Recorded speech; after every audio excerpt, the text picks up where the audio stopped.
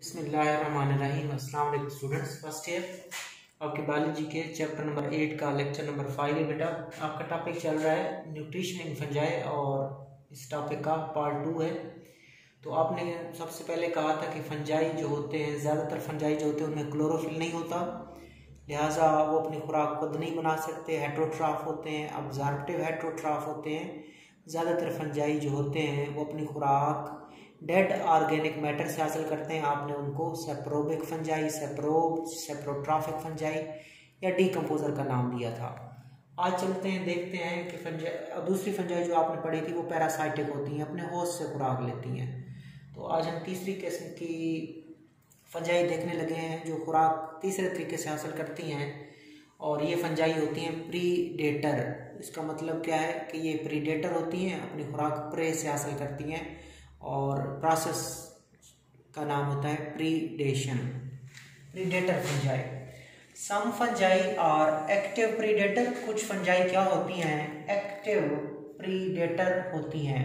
Examples हैं oyster mushroom, ये एक फंजाई है और जिसका साइंटिफिक नेम है बच्चों प्लियोरोटस ऑस्ट्रीटस।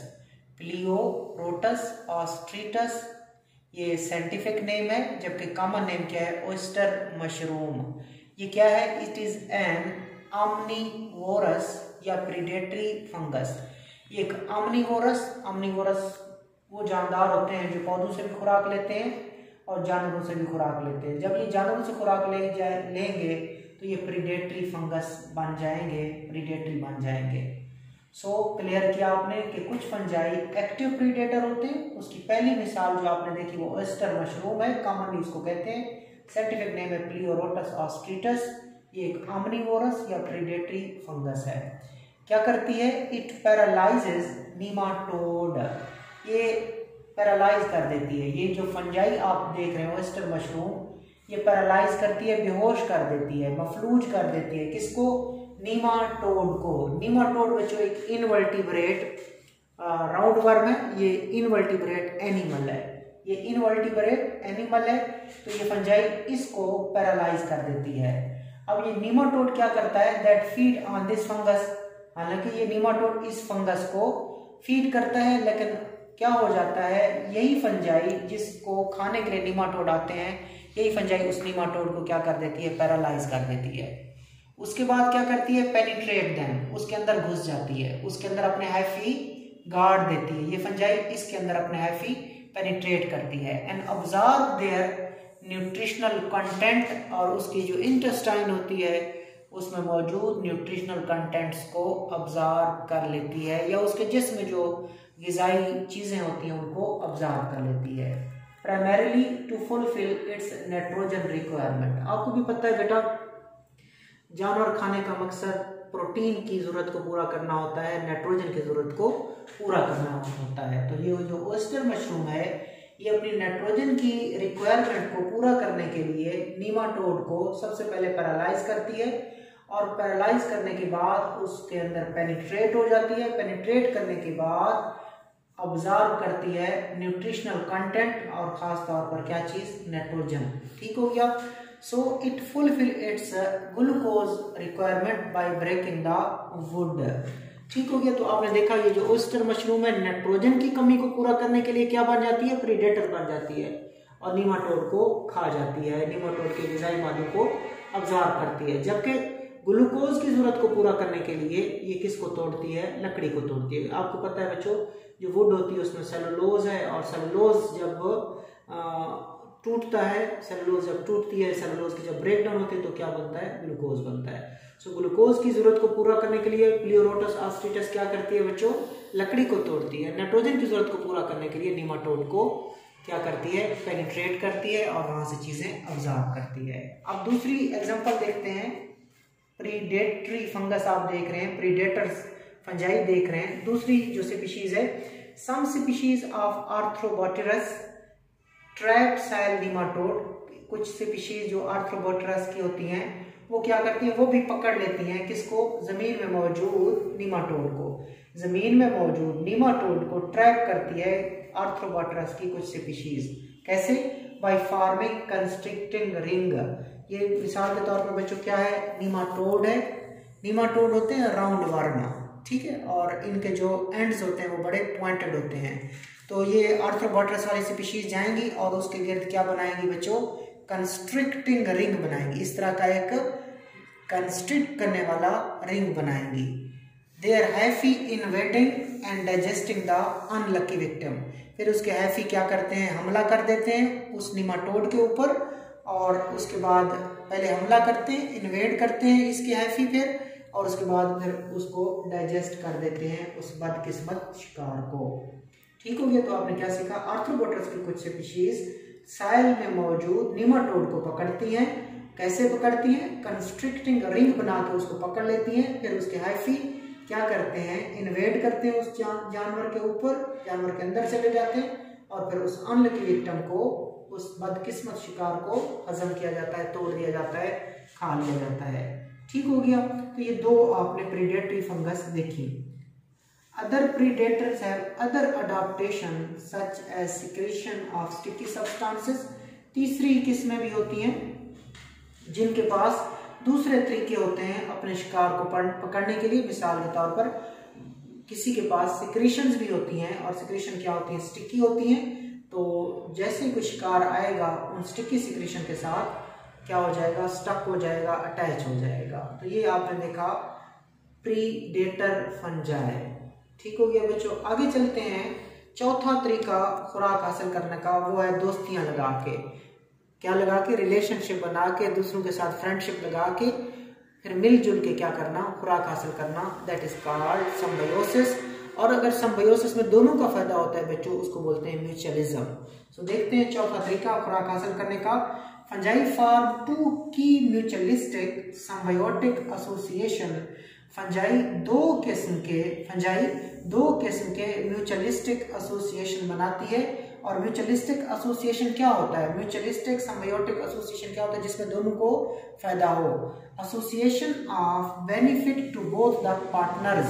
अगर दोनों पार्टनर्स को, अगर दोनों साथियों को बेनिफिट होता है तो ऐसे ताल्लुक को हम म्यूचुअलिस्टिक सिम्बायोटिक एसोसिएशन कहते हैं या सिंपल म्यूचुअलिज्म कहते हैं। तो फंजाई दो किस्म का म्यूचुअलिस्टिक सिम्बायोटिक एसोसिएशन बनाती है, और ये ऐसा एसोसिएशन होता है जिसमें दोनों पार्टनर्स को फायदा होता है।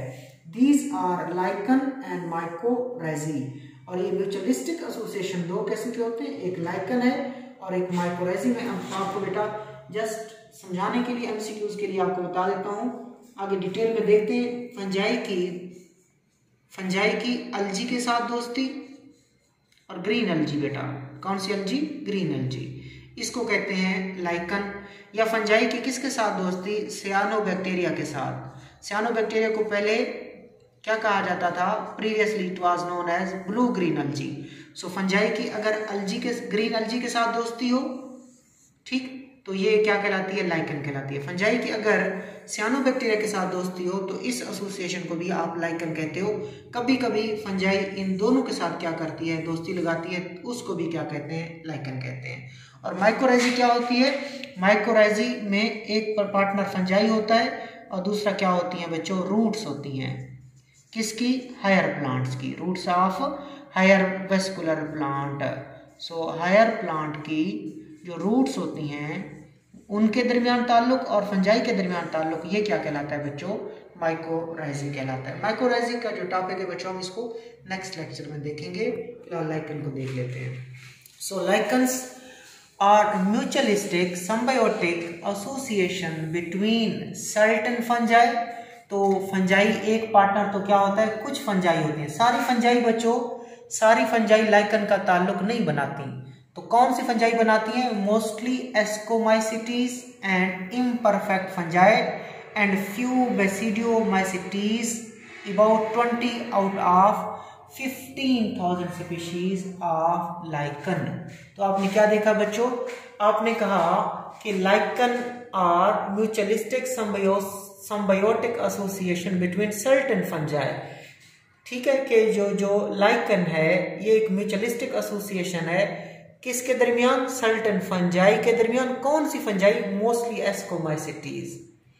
ज्यादातर ये जो लाइकन का ताल्लुक बनाती है एस्कोमाइसिटीज बनाती हैं। अब बच्चे सोच रहे होंगे कि एस्कोमाइसिटीज क्या है। बच्चों फंजाई की हम क्लासिफिकेशन करेंगे नेक्स्ट लेक्चर में जाके, तो उनमें से मुख्तलिफ ग्रुप्स होते हैं फंजाई के। एक उनमें से एस्कोमाइकोटा का भी ग्रुप होता है, इम्परफेक्ट फंजाई ड्यूट्रोमाइकोटा का भी ग्रुप होता है, बेसिडियोमाइकोटा का भी ग्रुप होता है, ज़ाइगोमाइसिटीज भी होती हैं। तो जो एस्कोमाइकोटा है और इम्परफेक्ट फंजाई ये ज़्यादातर ये लाइकन का ताल्लुक बनाती हैं, जबकि जो बेसिडियोमाइसिटीज हैं वो बड़ा कम ही ताल्लुक बनाती हैं और वो फ्यू बनाती हैं। सो फ्यू बेसिडियोमाइसिटीज भी ये फंजाई के मुख्तलिफ ग्रुप्स हैं बच्चों। एस्कोमाइकोटा ग्रुप है, इम्परफेक्ट फंजाई भी फंजाई का एक ग्रुप है और बेसिडियोमाइकोटा भी फंजाई का एक ग्रुप है। तो ये जो लाइकन का ताल्लुक है ज़्यादातर कौन बनाती हैं? एस्कोमाइसिटीज बनाती हैं और इम्परफेक्ट फंजाई बनाती हैं, जबकि कुछ बेसिडियोमाइसिटीज भी लाइकन बनाती हैं। कितनी बनाती हैं? अगर 15,000 लाइकन मौजूद हो, 15,000 लाइकन के एसोसिएशन मौजूद हो, तो उसमें से 20 किसके होते हैं? बेसिडियोमाइकोटा के होते हैं या बेसिडियोमाइसिटीज के होते हैं। ठीक हो गया। तो एक पार्टनर तो हो गया फंजाई। तो दूसरे कौन से पार्टनर हैं? Certain autotroph, certain photo autotroph, कुछ अपनी खुराक खुद बनाने वाले और फोटोसिंथेसिस करने वाले फोटो ऑटोट्रॉफ होते हैं। वो कौन हो सकते हैं?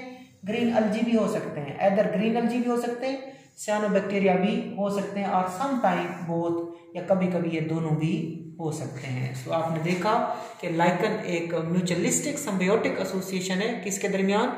सर्टेन फंजाई के दरमियान और सर्टेन फोटो ऑटोट्रॉफ अपनी खुराक खुद बनाने वाले कौन कौन हो सकते हैं? ग्रीन अलजी भी हो सकते हैं और साइनोबैक्टीरिया भी हो सकते हैं, और कभी कभी ये दोनों भी मिलकर इकट्ठे ये दोनों साथ होते हैं और फंजाई होती है। फंजाई का ग्रीन अलजी के साथ, फंजाई का साइनोबैक्टीरिया के साथ, या फंजाई का इन दोनों के साथ जो ताल्लुक होता है उसको लाइकन कहते हैं। अब जब हम लाइकन को देखेंगे तो हमें कौन नजर आएगा? ज़ाहिरी तौर पर क्या चीज नजर आएगी? ज़ाहिरी तौर पर हमें फंजाई नजर आएंगे। सो देखिएगा, most of the visible part of the lichen consist of fungus. याद रखिएगा, जब हम लाइकन को देख रहे होते हैं तो लाइकन का जो विजिबल हिस्सा होता है, जो हमें नजर आता है, वो किसका होता है? वो फंजाई का होता है। यानी कि फंजाई बार बार होती है, जबकि ग्रीन अलजी या साइनोबैक्टीरिया क्या होते हैं? उस फंजाई के माइसीलियम के, फंजाई के हाइफी के अंदर होते हैं। सो विजिबल पार्ट लाइकन का कौन होती हैं? फंजाई होती हैं। And algal component are present within the hyphae, जबकि जो अलगा यानी कि अलजी जो हिस्सा है, यानी कि अलजी का जो पार्टनर है, वो कहाँ मौजूद होता है? With in the hyphae. Hyphae उसको छुपा लेते हैं। फंजाई के जो हाइफी होते हैं वो अलगल पार्टनर को छुपा लेते हैं, क्योंकि अलगल पार्टनर ज्यादा सेंसिटिव होता है। Fungus protect algal partner. Fungi क्या करती है? अलगल पार्टनर की प्रोटेक्शन करती है। कहां से? फ्रॉम स्ट्रॉन्ग लाइट, तेज रोशनी से, एंड डेजिकेशन और ड्राइनेस से, एक्सेसिव ड्राइनेस, एक्सेसिव डिहाइड्रेशन से, यानी कि पानी के निकलने से भी बचाती है और स्ट्रॉन्ग लाइट से भी बचाती है फंजाई। किसको? अलगल पार्टनर को, अलजी को। And itself gets food through courtesy of alga, और अलगा से खुराक लेती है। बदले में क्या लेती है? खुराक। ये मैं डायग्राम से आपको समझा देता हूँ। मिसाल के तौर पर बच्चों, ये क्या है? ग्रीन अलजी है, और उस ग्रीन अलजी के ऊपर क्या मौजूद होती है? उस ग्रीन अलजी के ऊपर फंजाई के हैफी मौजूद होते हैं। ठीक हो गया।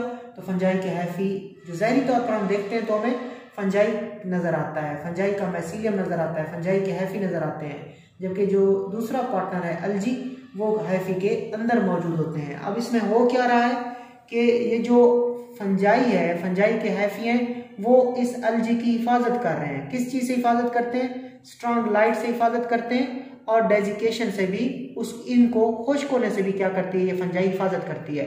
और फोटोसिंथेसिस के जरिए अलजी खुराक बनाती है, उसमें से खुराक का कुछ हिस्सा इस फंजाई को भी दे देती है। सो फंजाई बदले में क्या, फंजाई को बदले में क्या मिलती है? खुराक। अलजी फंजाई को क्या देते हैं? खुराक। जबकि फंजाई अलजी को क्या देती है? प्रोटेक्शन। किससे प्रोटेक्शन? स्ट्रॉन्ग लाइट से और डेजिकेशन से। अब बच्चों अलजी की टाइप्स देख लेते हैं। बच्चों आगे आपकी बुक में एक डायग्राम है, और उस डायग्राम के नीचे बड़े इंपॉर्टेंट एमसीक्यूज या शॉर्ट क्वेश्चन लिखे हुए हैं। अक्सर बच्चे वो स्किप करते हैं, लेकिन एग्जामिनर वो चीज़ें दे देता होता है, तो फिर बच्चे यही समझते हैं कि हमारी बुक में ये चीज़ें नहीं है। तो बेटा याद रखा करें, डायग्राम बुक में उनको अच्छी तरह देखा करें। डायग्राम में कोई चीज़ मौजूद है उसको भी देख लिया करें एमसीक्यूज के लिए, ये शॉर्ट क्वेश्चन के लिए। और डायग्राम के नीचे जो 2-3 लाइनें लिखी होती है बेटा, वो लाजमी देखा करें। ये डायग्राम के नीचे की चीज़ें हैं, और ये है क्या, टाइप्स ऑफ लाइकन, लाइकन की टाइप्स। बच्चों लाइकन की मुख्तलिफ टाइप्स होती हैं, साइज के लिहाज से, कलर के लिहाज से और अपीयरेंस के लिहाज से। So there are different type of the lichen depending upon the size, the colour and the appearance. और 3 ग्रोथ फॉर्म होती है बच्चों, 3 ग्रोथ फॉर्म होती हैं किसकी, लाइकन की। एक क्रस्टोज लाइकन है, एक फोलियोज लाइकन है और एक फ्रूटिकोज लाइकन है। याद रखिएगा कि लाइकन की कितनी ग्रोथ फॉर्म होती हैं, आप कहेंगे 3, क्रस्टोज लाइकन, फोलियोज लाइकन और फ्रूटिकोज लाइकन। अब सबसे पहले देख लेते हैं क्रस्टोज लाइकन किस तरह की होती है। Crustose lichen grows tightly attach to the rocks और द ट्री ट्रंक। वो लाइकन जो क्या करती है, रॉक्स के साथ टाइटली अटैच होती है या ट्री ट्रंक दरख्तों के तने के साथ अटैच होती है, ऐसी लाइकन को हम क्रस्टोज लाइकन कहते हैं। और क्रस्टोज लाइकन की जो एग्जाम्पल है बच्चों वो है रेमालीना। रेमालीना क्रस्टोज लाइकन है और क्रस्टोज लाइकन क्या करती है, grow tightly attach to the rocks और ट्री ट्रंक। आगे चलते हैं, फोलियोज लाइकन एमसीक्यूज बन सकता है। लीफ लाइक, याद रखिएगा लीफ लाइक लाइकन कौन सी होती है, फोलियोज लाइकन। ठीक है, इसकी 2 एग्जांपल हैं, एक बेसीडिया है बच्चों और एक लेका नोरा या लेका नोर। ठीक हो गया। सो लेका नोर और बेसीडिया ये लीफ लाइक लाइकन्स होती हैं और इनको फोलियोज लाइकन भी बोलते हैं। और तीसरी टाइप है लाइकन की फ्रूटिकोज लाइकन, ये ब्रांचिंग होती है। एमसीक्यूज आएगा कि ब्रांचिंग टाइप वाली लाइकन कौन सी है, तो आपने कहना है फ्रूटिकोज लाइकन और इसकी एग्जांपल है परमिलिया।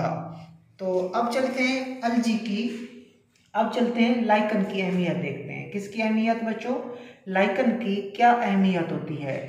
Lichens can grow at such places where neither of the component alone can, even at harsh places such as bare rocks etcetera. याद रखना, बड़ा अहम पॉइंट बता रहा है बच्चों, आपको सीखना है इसको आपने, कि lichen can grow at such places where neither of the component, neither of the partners, ठीक है, alone can, even at harsh places such as bare rocks.